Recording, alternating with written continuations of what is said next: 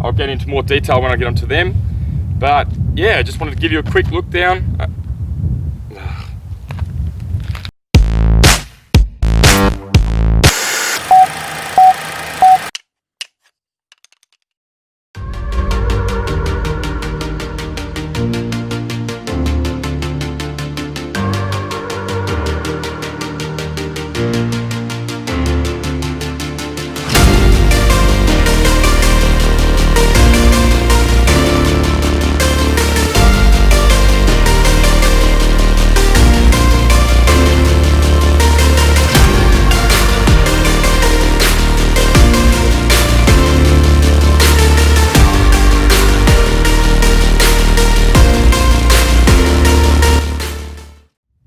Hey team, welcome to another episode on Two Crabs Adventures.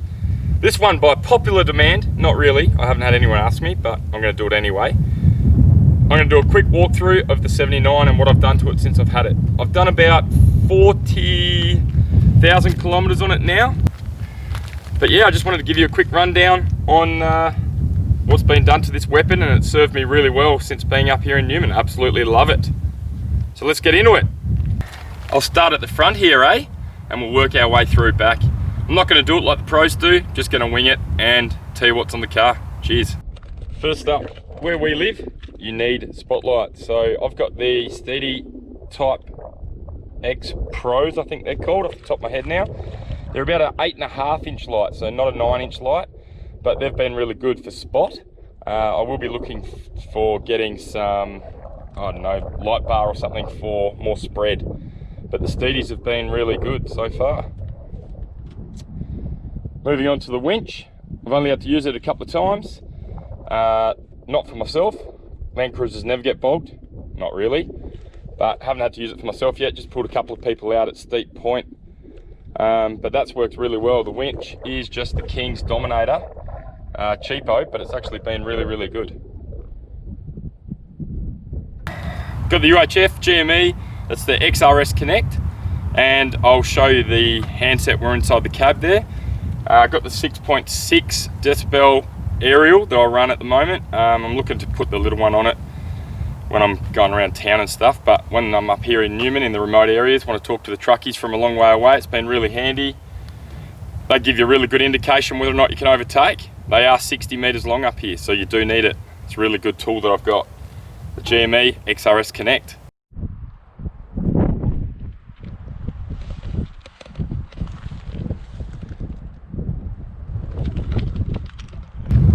The wind's really just picked up recently, but hopefully you can still hear me all right. So the bar work that I've got on the front is the ARB Deluxe winch bar, and I've also run with the brush bars and side steps as well. I've only hit one rule up here so far, which is quite nice. Didn't do any damage, just tapped it, and the rule actually survived as well. So well done, the ARB, great job. So under the bonnet, I've got a little bit of work done from PDP. They were really great, to be honest. Recommend them to anybody. Well priced compared to other companies as well, but they just do a quality job. I'll show you some of the workmanship of some of the stuff they've done, and it's just clear that they actually do care about the cars they're working on, and they're pretty much 79 and 200 specialists, which is cool because they work on hundreds of these things. But I'll give you a look. So as I was saying, all of this work was done by PDP, which is really cool. Here's the dual battery under bonnet one. DC charger, oil catch cans there. Secondary fuel filter, diff breathers, and I've also had it tuned. It's got about 155 kilowatt now at the wheels, which is a big improvement. It just drives really, really nice. I didn't want to go overboard. I do tow things, so I didn't want to get too loose. I want it to be nice and reliable. But thank you to PDP, they were great. I still did pay for everything though. Not like the big boys like Ronnie. Again, living in the area I live in, this is a must. You need to have a snorkel and make sure it's the one-piece snorkel that is actually water sealed. I do heaps of water crossings and up over the bonnet, so snorkel is a must.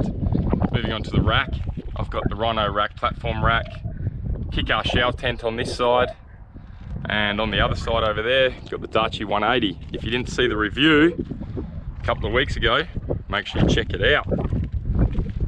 Really good piece of kit, this Daci. Into the cab now. Not a lot going on in here really, but I'll show you what I do have. A couple of mods that are definitely lifesavers in here, so check them out. As mentioned, I run the GME XRS Connect. That's the handset, and then it's all tucked in away behind the center console. So this is probably my favorite mod that I've had, and it is the fridge, center console fridge. It's really good. Chills things right down to -18 if you need to, but normally I run it at about 4 just for drinks. And you get some storage with the console, which is nice because the 79s don't have any storage. Got Siggy points and USBs as well for all your charging needs. 79 GXL comes standard with diff locks, which is nice. Also got the boost gauge and EGT gauge. That's from PDP as well. And another problem with the 79s is definitely the side mirrors. So I forked out and got some clear views. They've been really good. I didn't get the power ones, just manual, but they've been good. In the back, we've got the standard issue child seat. Lucky for me, my boy's old enough that he doesn't have to actually be restrained in because the 79s don't have the approved lockdown points. Rims and tyres, they are the Black Tracks by ROH Steelies, and I've got the Cooper STT Pros, and they're the 285/75 R16. Have a look at the tread. I've done about 40,000 Ks on them. They're pretty much on their last legs.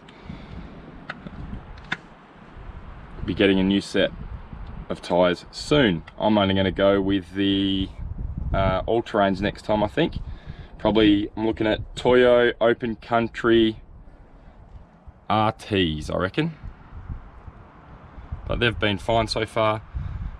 Just quite loud. I do a lot of Ks being in a remote area on the bitumen. So on the bitumen they're just a bit loud. That's why I'm going to go with the all-terrains next time. Keeping the tyres on the ground is the Dobbinsons. I've got a 2-inch lift, which is just enough, and I tour. I don't really go off-road and go loose. I do go off-road, but just not loose stuff. Not full drive action here, just a bit of a tour on 2 crabs. But the 2-inch lift has done really well so far. Dobinson seems to be a really good brand. Happy with it. Won't probably change it until it needs changing and probably get the same thing again. Gives me enough clearance to do what I want to do. Coming around to the back, I've got the steel tray that was put on it when I first bought the car. I didn't go with the Toyota tray, I just went with a steel tray. In hindsight, I probably would have changed that. I would have actually gone straight to the canopy, which is going to be the next move that I do. The steel tray has been good in terms of durability, but it is quite heavy. So this car now weighs 3,280. It has got a GVM upgrade, but 3,280 without a canopy. It's only got the canvas canopy on it, and I've just got a fridge slide in the back, nothing else. 3,280, I don't know, I just think I can get a canopy that's going to be alley, a bit lighter, jack off canopy, something like that, which would be good. But yeah, I'm going to show you the back now. Got the Heyman Reese X bar on the back. It's got the recovery points and a drop down tow bar, which is nice. I've got an Anderson plug and a 12-pin plug as well. I know it's a bit poncy, but I do like the way it looks with the 3 red flash recovery points. As mentioned, not a lot going on in the back here. It's nice having the canopy over the top because when I do go on trips, I just load this up big time. And then I've just got the angle on a drop down fridge slide from Clearview. And I've got the little Clearview table that clips on, which is always handy just for roadside stops. But the plan is next time, or very soon actually, not next time, I'm going to be getting some sort of alley canopy. I'll get a jack off model so then I can use a tray still. But looking around, a couple of companies I've been looking at, one in Queensland, Camp King Industries. They're the one because they've got an integrated rooftop tent, hopefully. That's my cruiser, team. Hope you've enjoyed having a quick little walkthrough of it. I'll update you when I start doing some more mods. The next thing, like I said, is the canopy. Just been looking around, trying to get some brand ideas, then trying to look at what's going to work for us as a little family. So look forward to that. That'll be sometime next year though, so don't get your hopes up too quick. Otherwise, subscribe, like, and enjoy it.